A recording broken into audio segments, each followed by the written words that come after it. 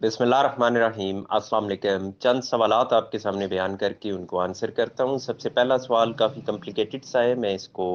Short करके बयान करता हूँ कि ए बी सी ये तीन बहन भाई हैं। सी को हम बहन तस्वुर कर लेते हैं, ए और बी दो भाई हैं,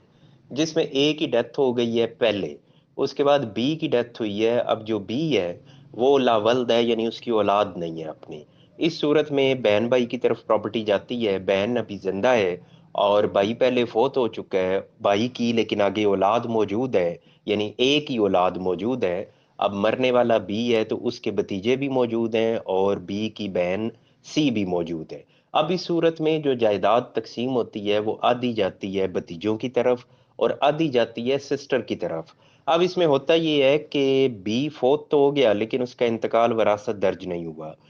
काफी टाइम के बाद, यानी इसको मरे हुए भी 10 साल गुजर गए और उसके बाद बैन फोत हो जाती है। अब जो भतीजा है वो इंतकाल वरासत दर्ज करवाता है, लेकिन इंतकाल वरासत इस तरह से दर्ज करवाता है कि जो बी फोत हुआ वो 10 साल पहले फोत हुआ अपनी बहन से, लेकिन वो उसका डेथ सर्टिफिकेट बनवाता है जिसमें यूं जाहिर करता है कि बहन पहले फोत हुई है और बहन के मरने के बाद बी फोत हो रहा है, यानी एक जाली डेथ सर्टिफिकेट उसने तैयार करवा लिया। अब इस सूरत में क्या हो जाता है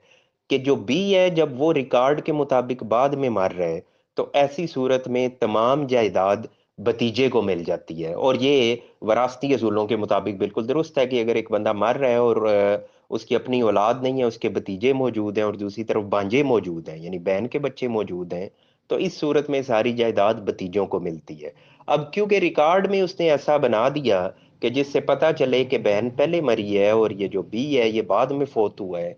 तो उसके मुताबिक वो तकसीम तो दुरुस्त हुई। लेकिन अब वो कहते हैं कि, यानी मेन जो क्वेश्चन है भाई का वो ये है कि इसका सोल्यूशन क्या है। तो इसका सोल्यूशन यही है कि जो डेथ सर्टिफिकेट है वो आपने साबित करना है कि ये जाली है, ये गलत तौर पे बना है, और एक्चुअल जो फैक्ट्स हैं वो ये हैं कि बी पहले फोत हुए। और जैसे ही वो डेथ सर्टिफिकेट साबित हो जाएगा कि ये जाली है और एक्चुअल जो डेट ऑफ डेथ है वो 10 साल पहले की है, तो उससे ये होगा कि ये इंतकाल,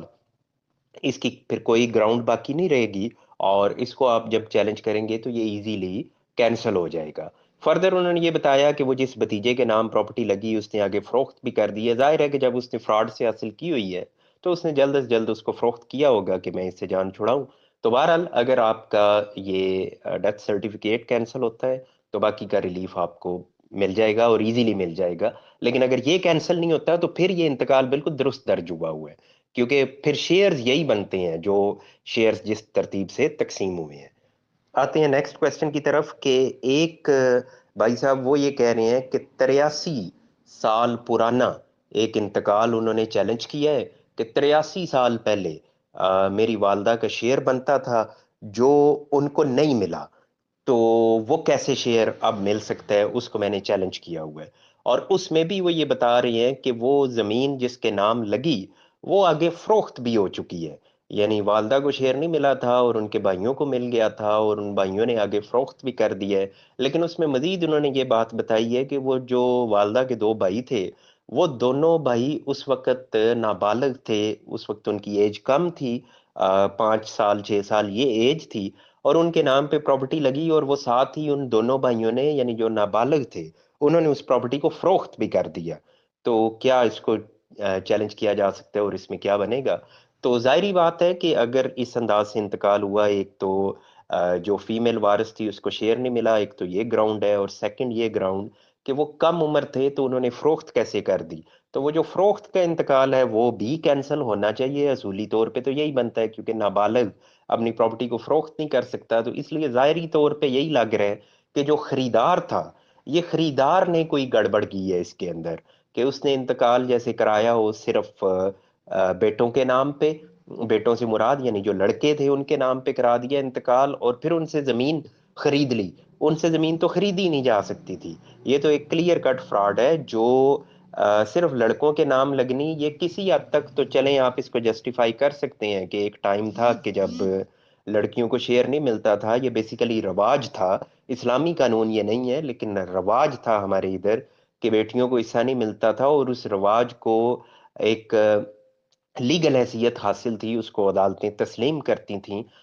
کہ یہ ایسا کرنا درست ہے، کیونکہ رواجات جو ہیں وہ بھی ہمارے قانون کا حصہ ہیں، تو اس کے تحت ان کو پراپرٹی نہیں ملتی تھی بیٹیوں کو، تو اس حد تک تو چلے بات ٹو سم ایکسٹینٹ آپ جسٹیفائی کر سکتے ہیں، لیکن وہ جو لڑکوں سے پراپرٹی آگے ٹرانسفر ہوگی وہ جسٹیفائیبل نہیں ہے، کیونکہ وہ بھی 5 سال 6 سال کے ہیں تو وہ تو پراپرٹی ٹرانسفر نہیں کر سکتے۔ اچھا، نیکسٹ ایک کویسچن ہے، یہ اپنی جگہ ایک بڑا یونیک ہے، کہ ایک بھائی صاحب یہ کہہ رہے ہیں کہ ان کی والدہ جو کہ ابھی حیات ہیں، لیکن آج سے 50 سال پہلے انتقال وراثت درج ہوا، اس انتقال وراثت میں نانا کی جائیداد ماموں کو مل گئی، اور جو میری مدر ہیں، یعنی یہ جو بھائی سوال پوچھ رہے ہیں، وہ کہتے ہیں میری ماں جو آج بھی زندہ ہے اس کو اس انتقال وراثت میں ڈیڈ ظاہر کیا گیا ہے، اور وہ بھی 50 سال پہلے۔ 50 سال پہلے ان کو ادھر فوت لکھ دیا گیا ہے، وراثت یعنی انتقال وراثت میں نام ہے، لیکن لکھا گیا ہے کہ یہ فوت ہو چکی ہے پہلے ہی، اور کوئی جائیداد ظاہر ہے پھر اس کو نہیں ملی، اور وہ یہ کہتے ہیں کہ اب اس کا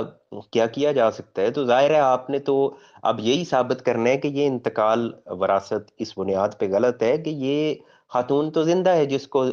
ڈیڈ ظاہر کیا جا رہا ہے، لیکن اب اس میں ہوگا کیا جو روٹین میں ہوتا ہے؟ وہ یہی ہوگا کہ جو آپ کے ماموں بنتے ہیں وہ ماموں نے کہنا ہے جی کہ یہ تو میری بہن ہی نہیں ہے، کیونکہ اگر وہ اقرار کریں کہ یس یہ میری بہن ہے تو پھر تو ان کو شیئر دینا پڑتا ہے، تو انہوں نے تو سمپل کہنا ہے کہ یہ تو میری سسٹر ہی نہیں ہے۔ لیکن چلیں، آپ کے ریکارڈ میں جو ایف آر سی نادرا کا ریکارڈ ہے، اس ریکارڈ میں تو نام موجود ہوگا جس سے یہ پتہ چلے گا کہ یہ دونوں آپس میں بہن بھائی ہیں، اور اگر وہ ریکارڈ ایگزسٹ کر رہا ہے تو پھر بالکل کوشچن مارک آئے گا کہ جناب یہ انتقال وراثت کس طرح سے درج ہوا ہے؟ اس انتقال وراثت میں یہ خاتون فوت شدہ کیسے ہے جبکہ یہ زندہ ہے؟ اس کا نادرا کا آئی ڈی کارڈ بنا ہے اور پلس یہ سامنے کھڑی ہے، تو اس لیے کیس تو آپ کا اسٹرانگ ہے، لیکن اس اسٹرانگ کا یہ مطلب نہیں ہے کہ ہماری عدالتوں میں ایزیلی آپ کو انصاف ملے گا۔ یہ انصاف لینے کے لیے 10 سال 15 سال 20 سال آپ کو لگ سکتے ہیں، اور جیسے آج کل ججز ہیں، آپ سپریم کورٹ کی بھی کارروائی دیکھتے ہیں، قاضی فائز عیسیٰ صاحب کافی قابل احترام ہیں، لیکن کوئی پتہ نہیں کہ جب ان کے سامنے جائیں تو وہ یہ کہیں کہ بی بی کو کہ نہیں، ریکارڈ میں تم مری ہوئی ہو، یہ محکمہ مال کا ریکارڈ کہہ رہے تو میں تو ریکارڈ کی مانوں گا، وہ بے شک خاتون سامنے کھڑی ہو، تو اس لیے یہ بھی سننے کو آپ کو مل سکتا ہے۔ اور 10 سال 15 سال کہیں نہیں گئے، یہ کم از کم ٹائم ہے کہ جس میں آپ کو انصاف ملنا ہے، اور یہ اس سے زیادہ بھی آپ کے لگ سکتے ہیں۔ اچھا، آگے یہ ایک بھائی پوچھتے ہیں کہ میں نے یعنی میں بیرون ملک ہوں، اور میں پیسے بھیجتا رہا، جائیداد بھائی نے خریدی، بھائی کے نام لگی، بھائی نے پھر وہ والدہ کو ہبہ کی، والدہ نے پھر آگے مجھے ہبہ کی، تو اب اس کو کوئی خطرہ تو نہیں ہے؟ اب باقی بہن بھائی اس پہ اعتراض کرتے ہیں کہ والدہ کی جگہ تھی تو تمہیں کیوں ساری مل گئی حالانکہ وہ میری تھی؟ تو بہرحال اس میں جو مسٹیک ہے وہ آپ کے اینڈ پہ ہے، آپ ڈائریکٹ اپنے نام پراپرٹی خریدتے، کیوں آپ کے بھائی کے نام لگتی رہی؟ پھر جب بھائی نے اگر آپ کو دینی تھی تو ڈائریکٹ آپ کو دیتا، اس نے کیوں پہلے والدہ کو دی اور پھر والدہ سے آپ کو ملی؟ آپ نے خود خود اس ٹرانزیکشن کو ایک ڈاجی سی ٹرانزیکشن بنا دی ہے، تو خود جب آپ نے اس کو ایسی یعنی آبجیکشنیبل ٹرانزیکشن بنایا ہے اپنے لیے، تو اپنے لیے آپ نے ایک سچویشن ایسی کریٹ کی ہے، اور اسی لیے میں ہمیشہ یہ بات بولتا ہوتا ہوں کہ جب بھی آپ نے ایسا کام کرنا ہو، کوئی بھی خرید و فروخت آپ نے کرنی ہے، تو اس کے لیے آپ پہلے ضرور رہنمائی لے لیا کریں۔ رہنمائی سے مراد وکلاء سے رہنمائی، کہ جناب میرے لیے جو بیسٹ